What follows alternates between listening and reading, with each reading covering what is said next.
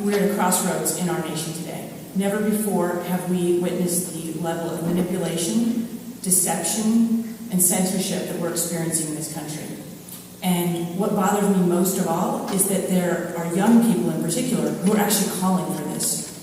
There are surveys showing that 44% of American kids or college kids would rather live in a socialist country, and 7% would prefer to live under communism. I mean, I'm 55, so I was born in 1964. I just find that staggering. Clearly, we have major problems in this country with our regulatory agencies being captured by the corporations they're supposed to be regulating. But I don't think communism is the answer. And I think that when we have young people calling for more centralized control, it's exactly the problem that we are all facing and trying to undo. So this is really dangerous, in my opinion. These surveys have also shown that 48% of those college kids would prefer that social media be censored so as not to hurt anybody's feelings. And they prefer that free speech, that any kind of speech on college campuses should be censored as well to protect people from being hurt, having their feelings hurt. And this is really dangerous stuff that we are dealing with. And you see it everywhere, right? It's all over the place. I went to Middlebury College, a liberal arts college in the Northeast, very, very well respected. And a couple of years ago, a bunch of kids literally attacked a professor and a speaker because he espoused views that they didn't like.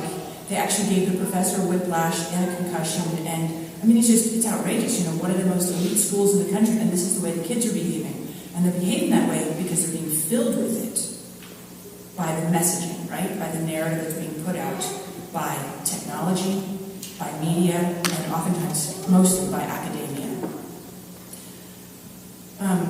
It's also being put out by our government officials, by political interests, and private interests. So we live in a world today that's really a toxic soup. Every speaker today, I think, has touched on that we live in a toxic soup. And this is obscured, for the most part, by the media, by the big tech giants, by politicians, by schools. We're not supposed to talk about this. The people who are in this room are educated and know that fluoride is poisonous, that it lowers the IQ significantly. People know that glyphosate is a danger. People know that GMOs are a danger. People know that, all of you know about vaccines and the harm that they pose. All of these things are problems. But the problem is that most people in the United States don't realize it. And they don't realize it because it's not being reported in the mainstream media. It's not being reported by radio, by anything. In fact, if you look at media interests, 6 corporations control, I think it's 90% of all media outlets in the country. It's a staggering number. And if you look at who's paying the bills of that media, it's the pharmaceutical industry. Bobby Kennedy a few years ago, Bobby Kennedy Jr. had breakfast with the CEO of a major national news company, and that CEO told him that in a non-election year, 70% of their revenues come from the pharmaceutical industry. 70%. And that he would fire anybody who lost him a pharmaceutical account on the spot. So they're not reporting. They are sheltering you from what's truly happening, and they're protecting the people that they're supposed to be reporting on. But what I really want to delve into today is that it's not just an accident that this is happening. I think it's by design. And it's by design so that they can strip you of more rights, dumb you down and control you, and be able to achieve the agendas that they desire. It's coordinated. So I want to tell you 2 stories. One is, on the backdrop, Tatiana's talk was a perfect segue into this. We've been talking about the measles for years. First of all, we had the big measles outbreak, 160 cases roughly at Disneyland several years ago. And then we had a measles outbreak that started in fall of 2018. Now, in 2018, there were 372 cases of measles nationwide. Think about that. I want to make sure I say this right. 1 in 879,000 Americans got the measles in 2018. Contrast that with how many kids have autism today. Well, this is actually 2016. 1 in 36 kids. Which is the emergency? And which are we hearing about in the media all the time? Obviously, it's the measles, and it's because they have an agenda. It's not to keep you healthy. It's not to keep you empowered. It's not to keep you in charge of your lives. It's the opposite.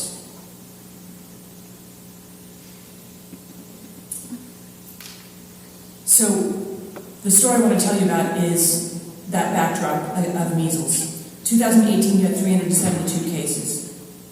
Year to date, to I think September 12th, there were about 1,200 cases of measles in the country.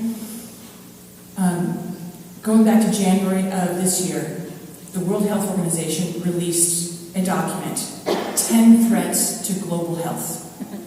It had Ebola on there, it had HIV, it had antibiotic resistance, non-communicable diseases like diabetes and heart disease and things like this. And it had vaccine hesitancy. Yes, I'm here to tell you that those who are vaccine hesitant are as big of a threat to global health as Ebola, right? This is what they want you to believe. But what's really interesting is not just that the World Health Organization put that out, but what then happened with it and how the narrative was changed. In fact, sculpted and distorted by the media. Within 2 days, the New York Times put out their editorial, their op-ed.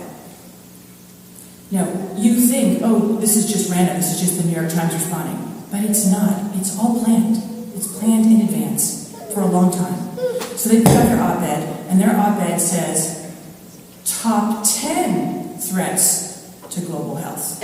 Not 10 threats, the top 10. And if you search for World Health Organization's 10 threats to global health 2019, you'll get dozens and dozens of hits for top 10. But here's what the World Health Organization really said.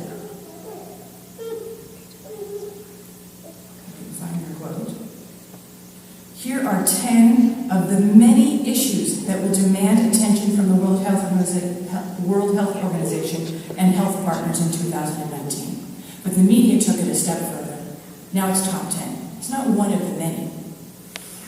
The New York Times' article, it was called How to Inoculate Against the Anti-Vaxxers. And it basically hit on all the top talking points of the pharmaceutical industry to undermine the credibility and truly dehumanize those who actually are informed and question the dictates of the pharmaceutical and medical complex. So that happened. Within a very short period of time after that, it was announced that there were going to be 2 hearings in Congress. And those were to investigate the measles outbreak and the vaccine hesitancy, well, the anti-vaxxers. And then, at the same time, or in between the 2 hearings, and then, I can't remember if it was before or in between, but there were 2 letters, both written by U.S. Congressman Adam Schiff of California. And he basically wrote a letter asking Facebook and all the companies that it controls, and Google and all the companies that they control, to censor, suppress, and delist any kind of information that challenges the official narrative on vaccines. And they started doing it. In between the meetings, the next letter came out, and that was one to Amazon. Amazon was asked to, by Adam Schiff again, was asked to suppress any information that challenged the official narrative on vaccines. And our movie, The Greater Good, was taken off the platform, the free streaming platform where it had been for 4 years. This happened to dozens of other people, scientists, doctors, researchers who've written books, made movies, things like that. It's been either completely eliminated or suppressed, so that it's very, very difficult to find. This is electronic book burning of the worst kind. So that happened, and then within 2 weeks after that, we were contacted by CBS News and asked if we would do a national news piece for them. And so I naively went on. They told me it was about tech censorship and where the line should be between free speech and tech censorship. And I just trusted that it was the right thing to do, knowing full well I was going into the lion's den. Anyway, I sat there for 40 minutes giving them an interview, talking to them about how our movie is fully vetted by science, that it was vetted by two esteemed scientists, or an esteemed scientist and a pediatrician, very well known, that it's fully verified by scientific literature, all peer-reviewed published research. None of that was in the interview. They made it out. There were just talking points through the whole interview, through the whole piece that they ran. Anti-vaccine misinformation, misguided, faulty science, in which, what is that woman, Nora, what's her name? She was on the morning news, Nora. She said, what did she call it? Unfactual or something. She made, it wasn't even a real word, but this is what they're doing. It's all an operation. And why were they doing this? Because they want to take away your vaccine exemptions. So in California, in the middle of February or so, they introduced SB 276. SB 276 took away medical exemptions for all intents and purposes. Now, if you want to get an exemption, a medical exemption to a vaccination in California, or all vaccinations, you have to have it signed off by a California health official. A bureaucrat is going to decide what happens to your children, decide what the risks are that you're willing to take. And what I want you to understand is that this has been in the works for years. So that's one half of the story. Now I want to tell you about the lead up to SB 276, because it started almost 10 years ago. 2011, they introduced AB 499. Everyone said, it's not going to be a big deal. 499 in California allowed children as young as 12 years old to get vaccinated with Gardasil or hepatitis B vaccine, so for sexually transmitted diseases, in quotes, without parental consent or knowledge. And in fact, the file would be completely hidden from you. If you ever inquired, if your child died, and many children have died, over 100 children in America have died from that vaccine, you would never know because it was sealed from you as a parent.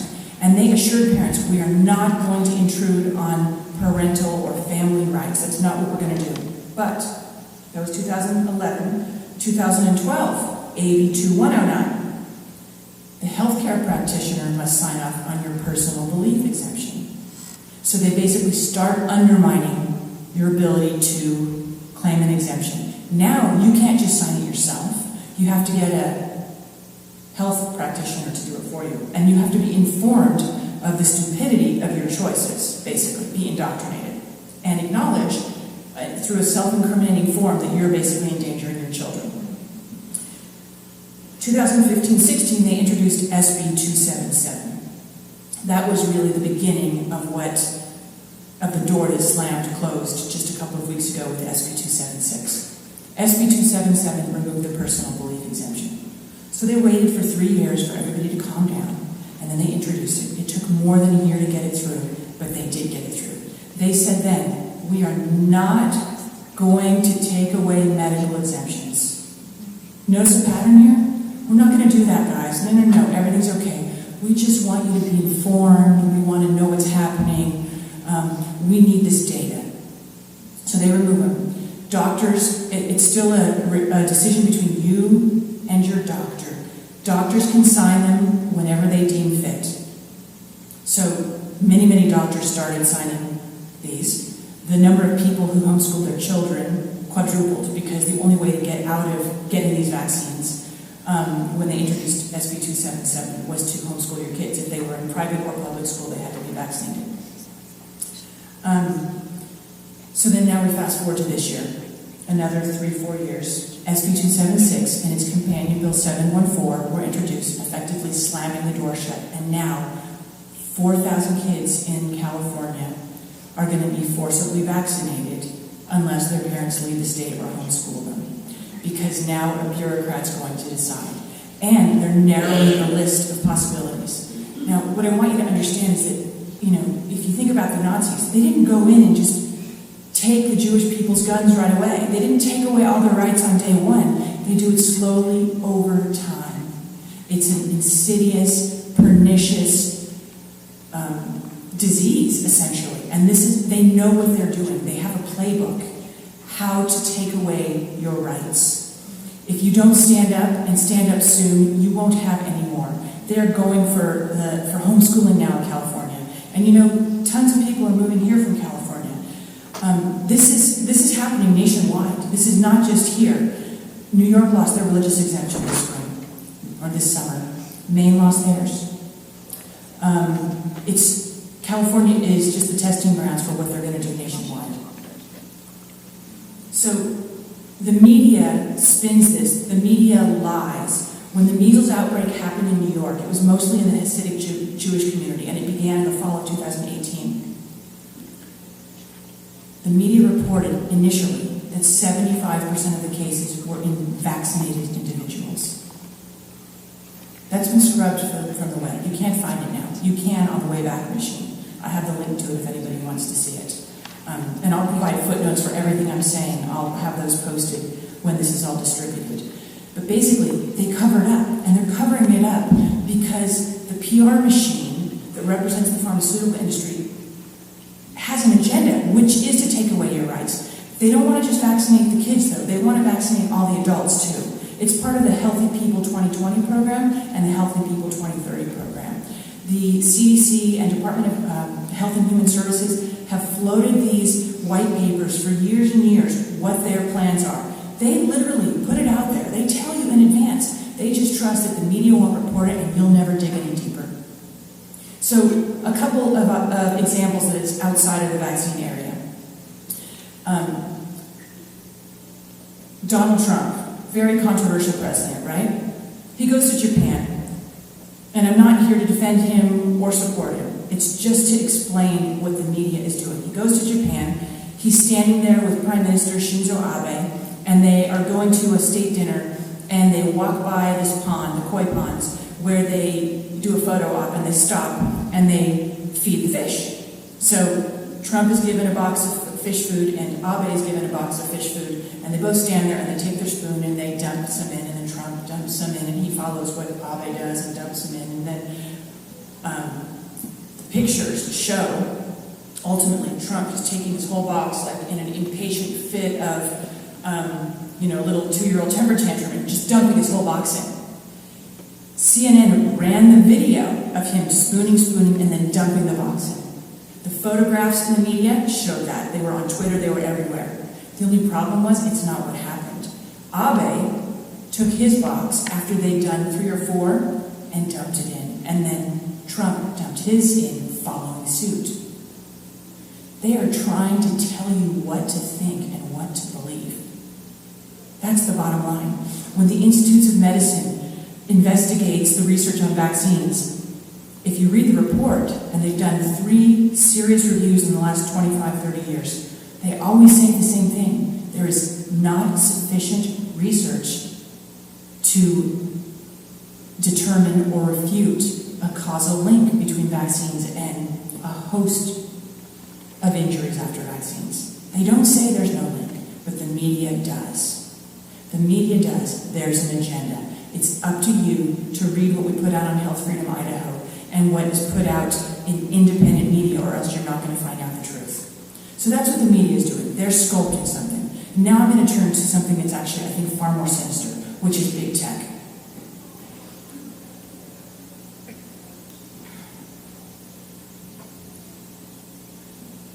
Big tech isn't just distorting. They are electronic book burning. They are thought controlling. They are manipulating. And they are manipulating people who have no idea because they're trusting, because they believe that they are on a safe and unbiased platform, because they believe that if they are friends with someone and their friend puts something out, they'll just see it. What they don't know is that big tech has signed on with the pharmaceutical industry and other giant corporate interests to suppress information that enables you to live a healthy life, empowers you to make your own choices about what you put into your bodies, how you educate your children, how you keep yourself well. It's a orchestrated, massive campaign.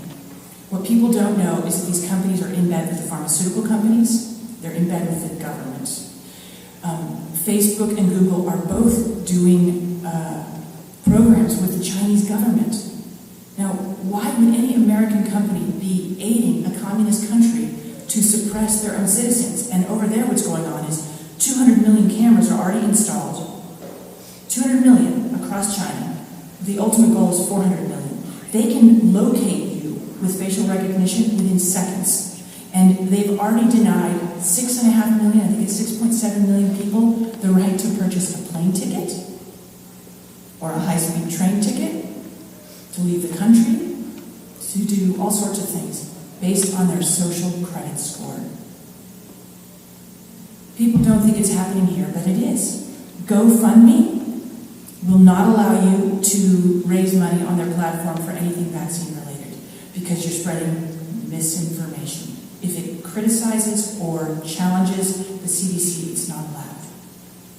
So the esteemed scientists here, if they talk, if they write something, it's not admissible. MailChimp, email newsletter, they deactivated several natural health websites, newsletters, and confiscated their email lists. Confiscated them without warning, just stole the information. If you look at Google is the worst. Actually, I'm not going to go there yet because it's a bigger topic. Facebook is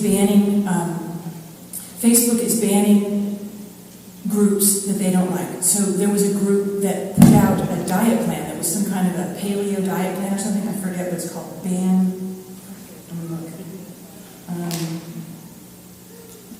I don't remember. Oh yeah, the Banting 7-Day Meal Plan. They had 1.65 million users, and their crime was to espouse a low-carb, high-fat diet, exercise, and whole foods. They just took them down with no explanation, no justification. If they can do that, that kind of thing should make us all really nervous. Any thinking person should be thinking, this is not right. Tulsi Gabbard, she's a Democratic candidate for president. She did super well on one of the first debates, and there were millions of people searching for her. They disabled her ad account on Google. That's not enough. They disabled her ad accounts, so no one could search for her, or if they were searching, and the ads wouldn't come up. So they're basically suppressing her. It's not just, it's politicians, it's diets, it's healthcare, it's not just vaccines, it's anything that they don't like.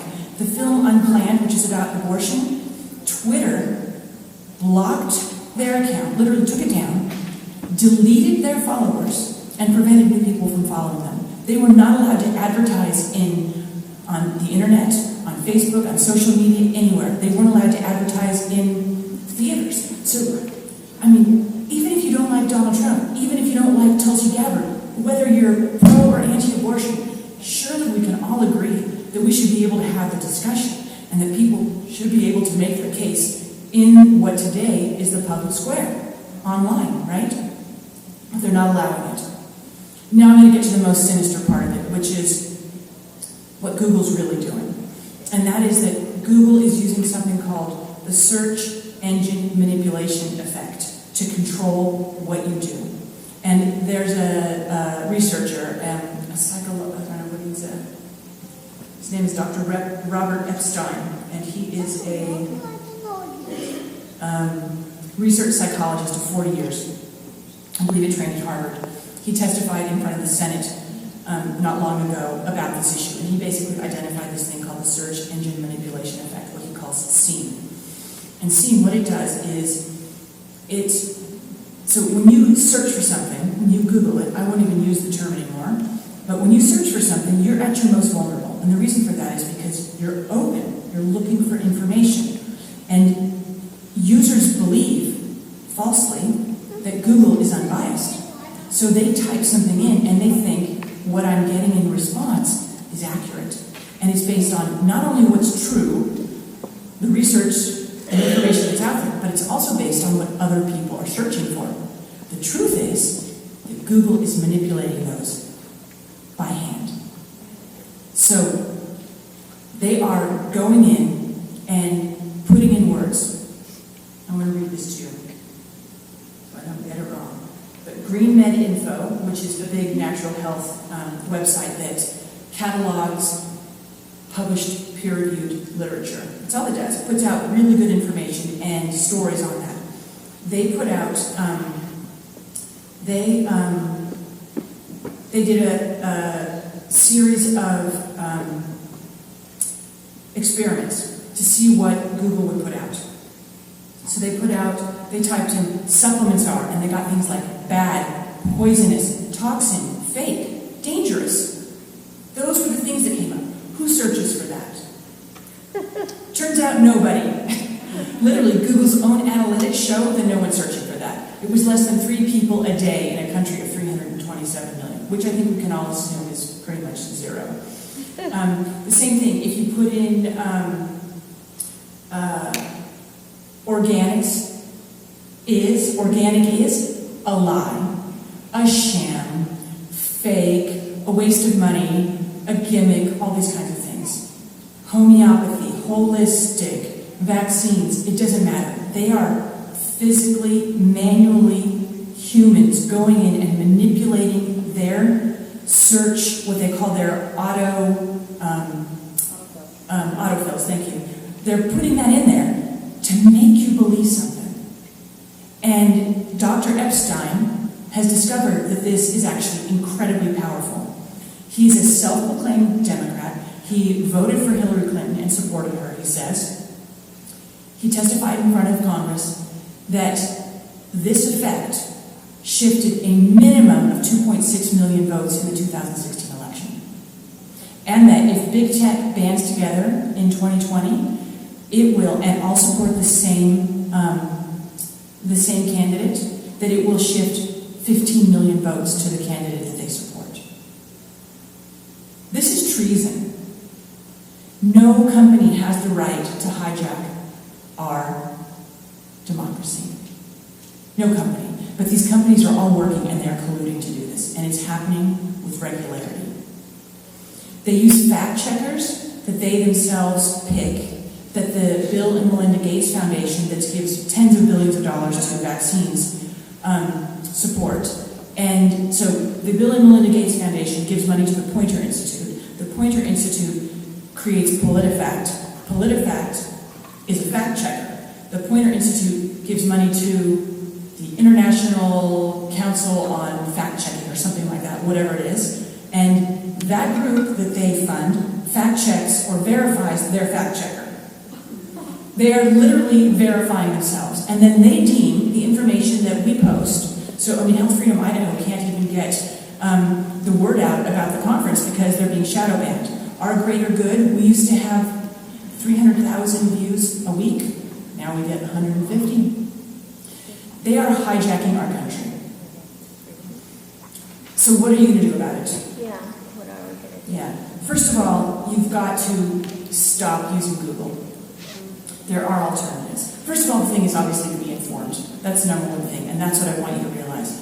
Google is not your friend. Facebook is not your friend. These people are not there to inform you, to empower you. They are trying to actually suppress information that helps you to live the most healthy, empowered life you possibly can. So what can you do?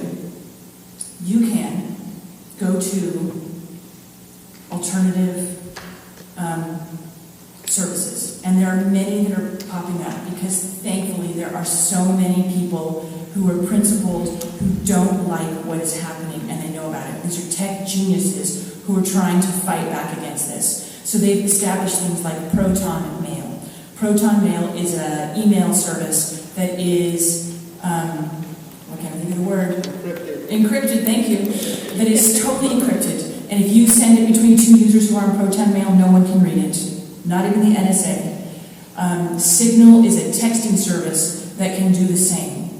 These are 2 great alternative platforms. Other platforms that you can go on are, there's something called Collective, which is a new platform that's coming for social media that is natural health oriented, and Can you spell that out? COLLECTIV, collective.com. I believe that's correct. It's for natural health. I'm not sure if they're totally up and running or if they're still in their kind of beta trial, but that is coming. And you can get off Google, you can use DuckDuckGo. I haven't been on Google for 5 years. I only go on Google to see what they're suppressing. So I'll search for something on DuckDuckGo. They don't track you, they don't follow you. You can use them. Or you can use a browser like Brave browser or Opera. And I'm sure that people at Health Freedom Idaho, I think there have been some articles that have been put out that Julie might have authored, and she probably knows more than I do, so you can ask her about what are the alternatives. But Brave browser and Opera are out there. DuckDuckGo is fantastic, something called Start Page. Social media, Gab. And then for videos, there's a platform called Brighteon that can be used. There are many others. The last thing I want to say is that we know this is happening. And it's so easy to feel helpless and hopeless. It's depressing. I mean, let's be honest, it sucks that there are people who think that this is an appropriate way to treat their fellow citizens. It's disgusting to think that they think that this is an okay way to live their lives. I mean, and it's so disheartening, right? To people who want to live an honest, decent life and respect their neighbors and their choices and just want to live their lives and not have someone intrude onto theirs. It's really, really sad. But the thing is, if we stand together, we can make a difference. You know, I was in my early 20s when Tiananmen Square happened, when the Chinese rolled tanks into Tiananmen Square and there was a massacre of people who stood up. In the last, I don't know how many people here know, but in the last 5 months, nearly 2 million people have been demonstrating in Hong Kong. So Hong Kong went back to China from British rule to Chinese rule about 20 years ago. And China's obviously an authoritarian regime, and the Hong Kongers are not taking it. They're trying to take away their rights. They're trying to make it so that if you get charged with a variety of different kinds of crimes, you can be extradited to China. And the Hong Kongers are standing up. And they're not just standing up to have that bill repealed or removed.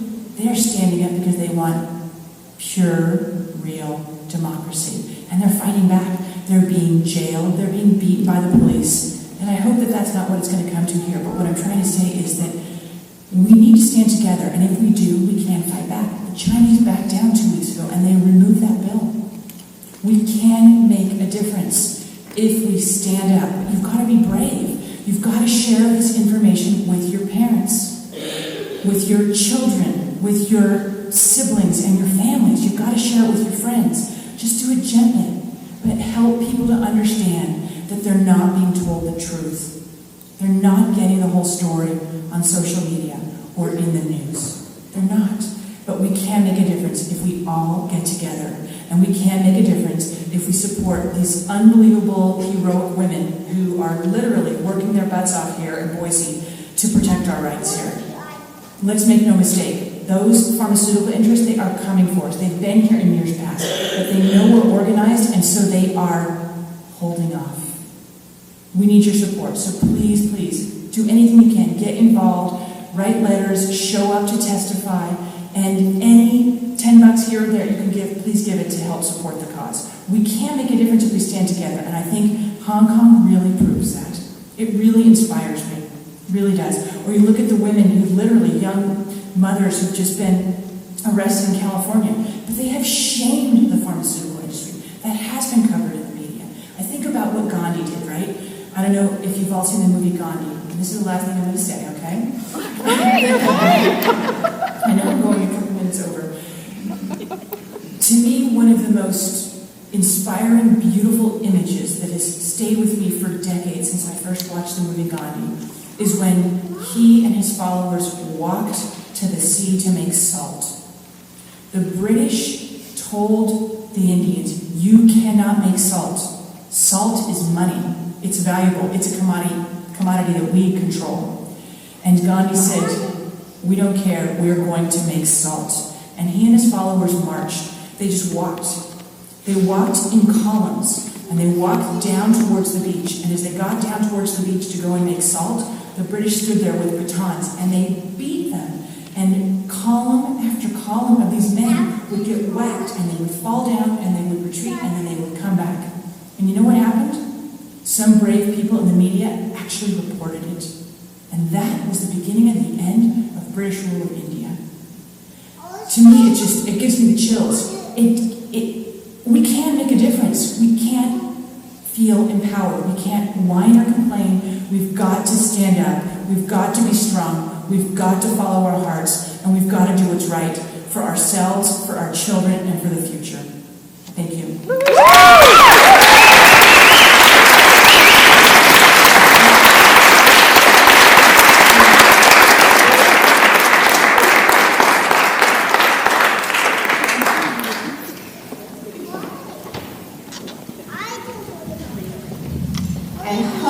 Left you feeling empowered. And it was a perfect lead-in to what we wanted to talk about next. I'm emotional even though I know everything she was saying. And that really does lead into to what we want to talk to you about today. We really want to go to Washington, D.C. So I don't know if many of you have seen it, but there is the VI event, the vaccine injury epidemic, being held on the 33rd annual anniversary of the National Childhood Vaccine Injury Act. So the 1996 Act that basically made all pharmaceutical companies, they can't be sued, not liable for 1986. So we are hoping to go as your representatives, essentially, to DC, where we are going to be having a Hill Day, a lobbying day with our federal lawmakers, and then we'll be there all day, and then the fantastic event on the 14th. And it's just going to be packing the National Mall with families. They're really putting on display vaccine injury for our lawmakers and the country to see. So it's going to be a really big event. We've been following this in our state leaders group, but I mean, this is actually not our full-time job. We don't actually get paid to do this. We do this. So one of those ways that, again, like Leslie was just talking about, that you can help is just $5 here and there that can send us to DC or just help our organization so that we can continue to bring you events like this. So if you can, go onto our page and donate to the HFI Goes to Vi event, because I know that we're going regardless. But it'd be nice to have some support as well for those of you that maybe can't join us there. And I just wanted to follow up with that there are a couple of things that we need to talk to our representatives about in DC. One of them is that there is a bill, and it has been around, but it's about vaccinating everybody with the only medical exemption available. And that has 17 sponsors now in that bill. So we can't allow this to continue. We need to be there in Washington, and everybody throughout the U.S., all of the activists are going to be there on a day. And can you think of times in history where activists went to D.C. and made a stand? I mean, I can't even imagine that day. Like, we need to be there, you guys. And in fact, I'm a little bit emotional because I just read about this. Yesterday, President Donald Trump signed an executive order, quote, modernizing influenza vaccines in the United States to promote national security and public safety. Say that again. Mm-hmm. Modernizing? Modernizing influenza vaccines in the United States to promote national security and public safety. The action further strengthens our national public health and security by prioritizing United States government efforts to modernize and improve the production and effectiveness of the influenza vaccine. Can I tell you something? Can I say something really quick about Yes. that? Google has invested in something called Vaxitech. First of all, they're partnering with GlaxoSmithKline, one of the biggest vaccine makers in the world. They're partnering with Sanofi, one of them. They've taken $715 million just from GlaxoSmithKline.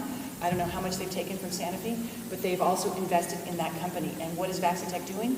Influenza vaccines. There you go. Modern influenza vaccines that they want to spread around the whole world because they know every year the flu vaccine is an utter, unmitigated failure. Every year. They say it's literally 10 to 20% effective. It's farcical.